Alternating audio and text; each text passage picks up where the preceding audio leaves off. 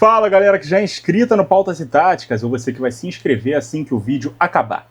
Terminada a Copa do Mundo de Clubes, vamos avaliar algumas coisas que precisam ser revistas para uma próxima edição.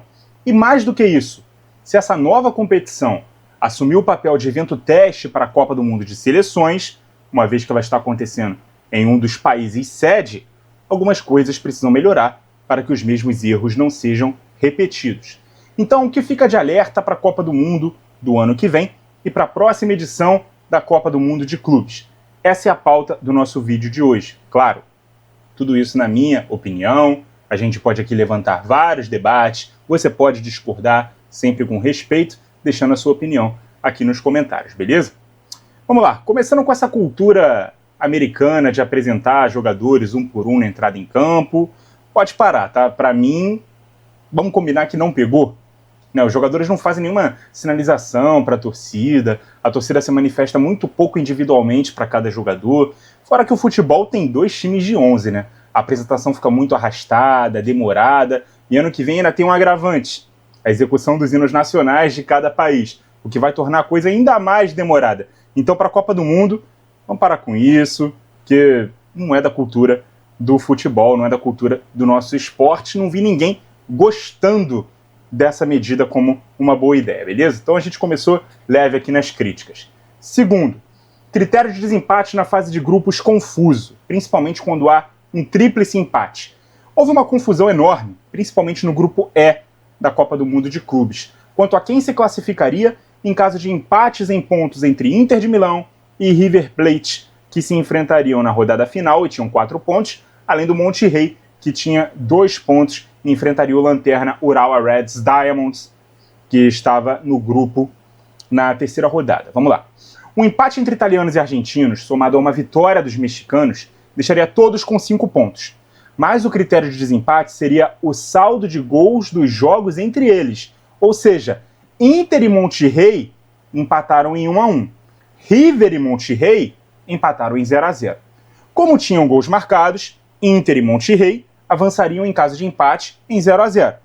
1-1 também, porque a Inter teria 2 gols marcados e o River não teria feito gol contra o Monterrey no empate entre os dois.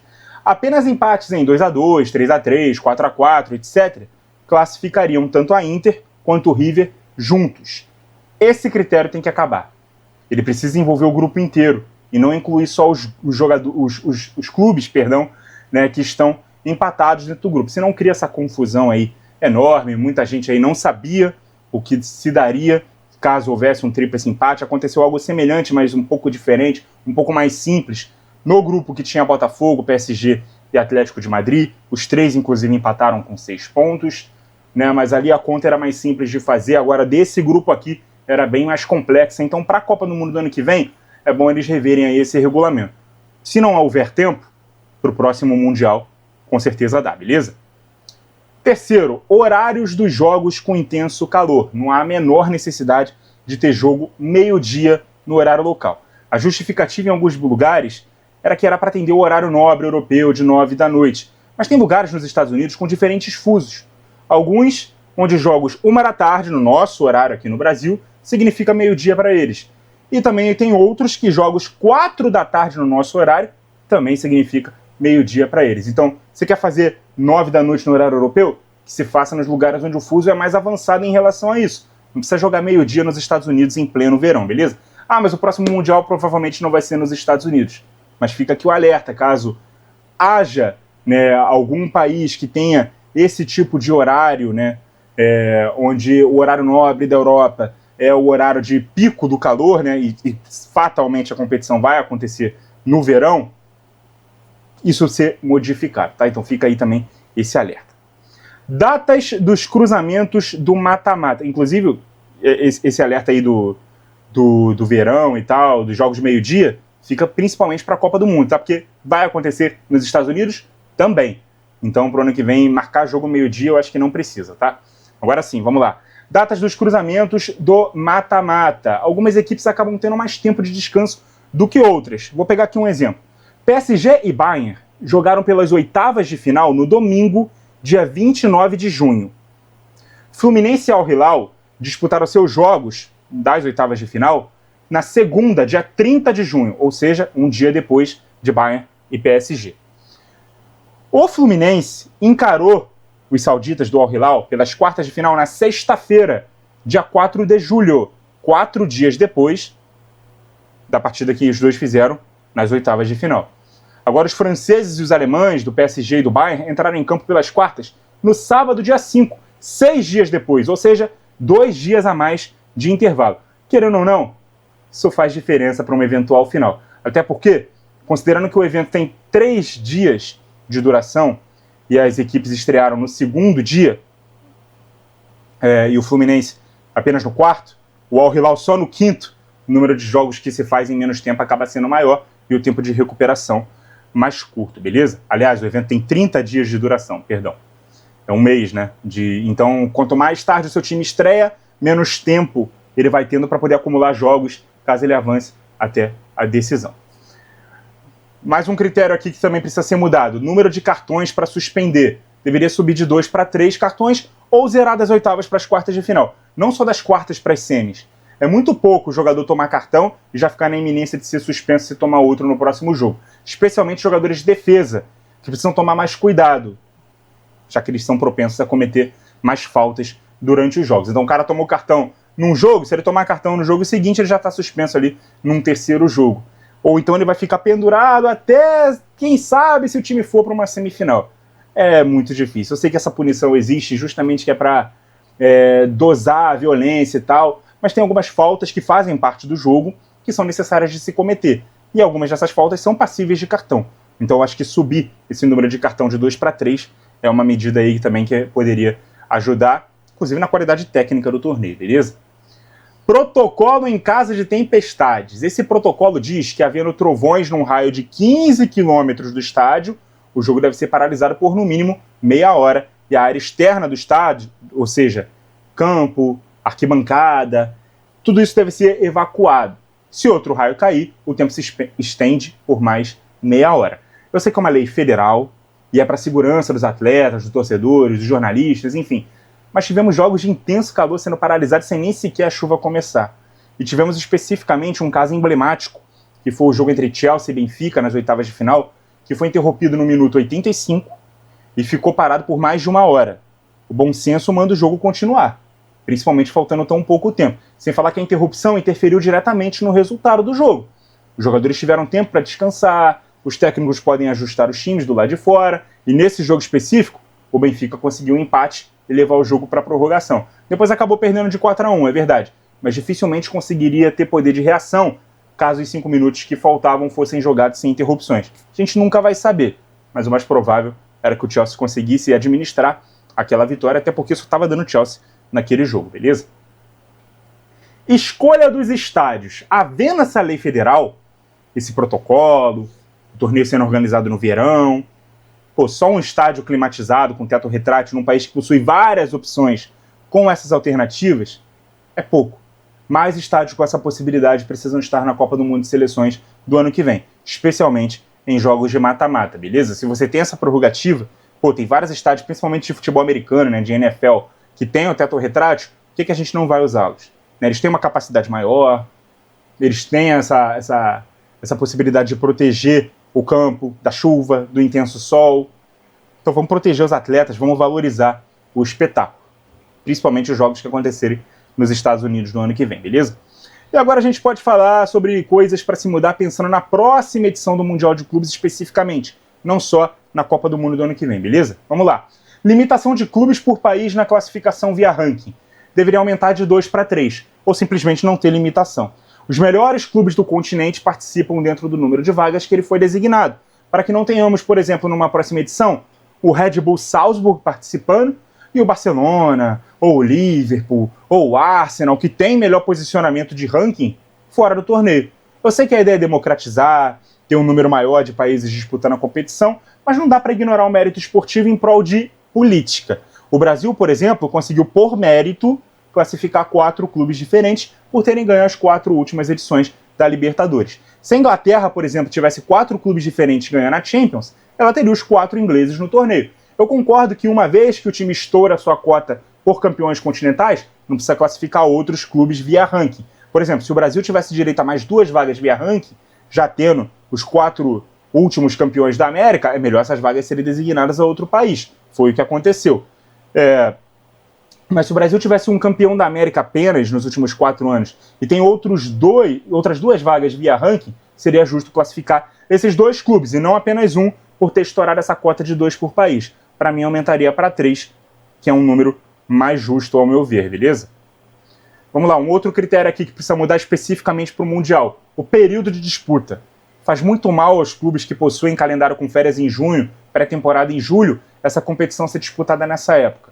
Os clubes chegam exaustos, muitos deles não dão a devida importância, fora que vários jogadores não participam por estarem lesionados, tantos outros se expõem aos riscos de lesão. Uma readequação da próxima edição do torneio para o início da temporada seguinte, em meados de julho ou início de agosto, seria mais adequado, para que não haja clubes desinteressados ou que usem o torneio como pré-temporada. Isso valoriza a competição também. Ah, mas no formato antigo, os times da América do Sul iam para lá também jogar com mais de 70 jogos nas costas. Estava errado também. Um erro não justifica o outro.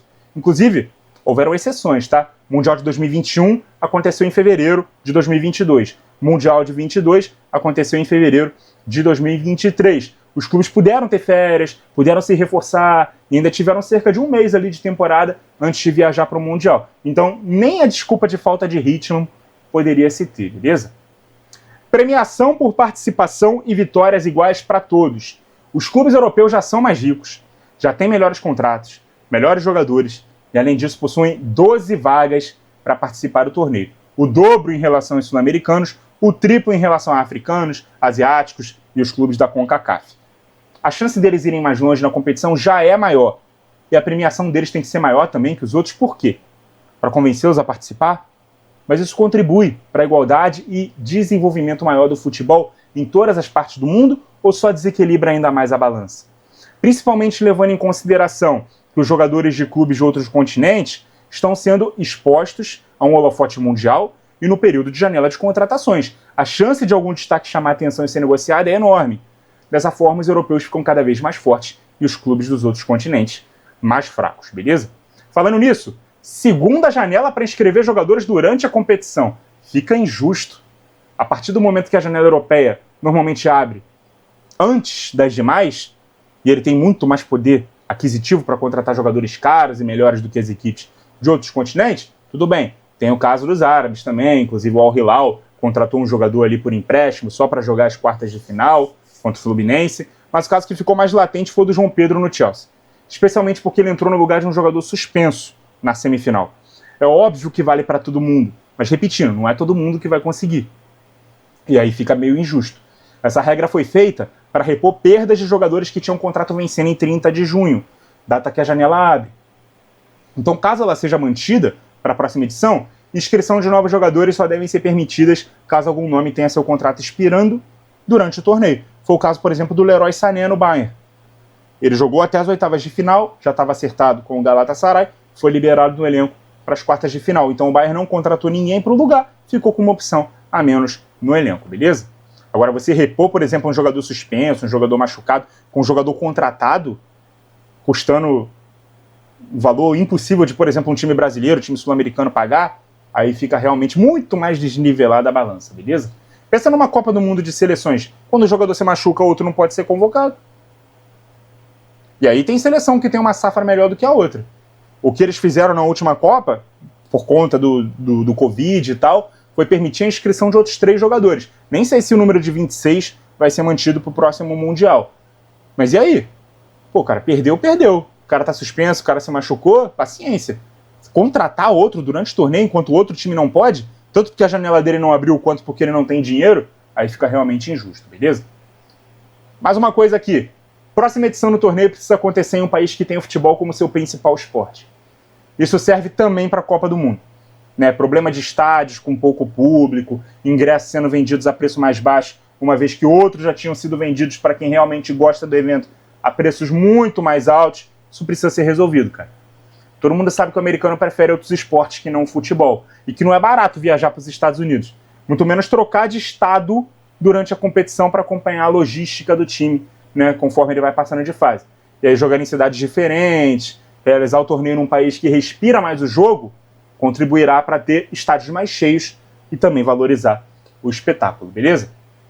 E o último ponto aqui, né, que eu coloquei como a se melhorar, tanto para a Copa do Mundo quanto para o próximo Mundial, é a própria questão da logística já citada, né, que precisa ser revista. Um time não pode ficar cruzando o país a cada fase. O torcedor que viajou para acompanhar não tem toda essa grana para acompanhar todos os jogos em diferentes cidades, comprar todos os ingressos do time que ele torce. Então, por exemplo, nesse Mundial, jogou na Filadélfia, depois tem que pegar um avião da Filadélfia até Miami, depois de Miami até Nova York. Fica complicado, né, cara, pro torcedor. Só do cara sair daqui do Brasil, por exemplo, isso porque tem casos mais alarmantes, o cara sair do Japão, o cara sair do Marrocos, da Tunísia, da Europa, né, para ir para os Estados Unidos e, tem que ficar cruzando o país assim, um país de dimensões continentais, para poder acompanhar o time dele, porque o que interessa é o torcedor do time que está jogando, não é o turista. E mesmo o turista, eu esperava ver o Real Madrid foi eliminado, vou ter que ver outro time aqui que não é o Real Madrid. E aí ele já comprou o ingresso caro. Aí tem outro que, não, vou ver se o Real Madrid vai participar ou não. E aí ele, por ver que o estádio está mais acessível, ele compra um ingresso com um preço muito diferente, é realmente muito discrepante e muito injusto também, né, com o público. Tem que se haver um respeito maior com o torcedor nesse ponto também, beleza? E é isso, galera. Para mim, esses são os pontos que precisam ser revistos, visando não só a Copa do Mundo do ano que vem, quanto também o Mundial de Clubes, que se Deus quiser vai acontecer. Para mim o torneio foi um sucesso futebolisticamente falando.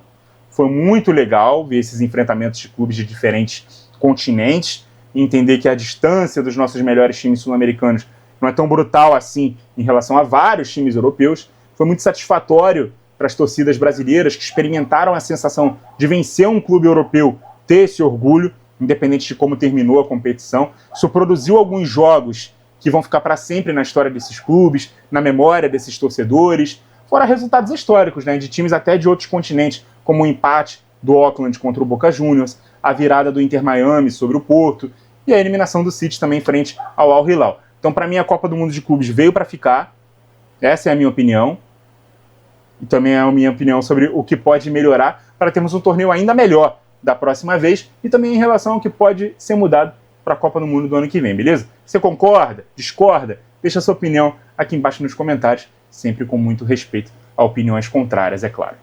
Muito obrigado a você que acompanhou o vídeo até aqui. Continue ligado no Pautas e Táticas. E até a próxima!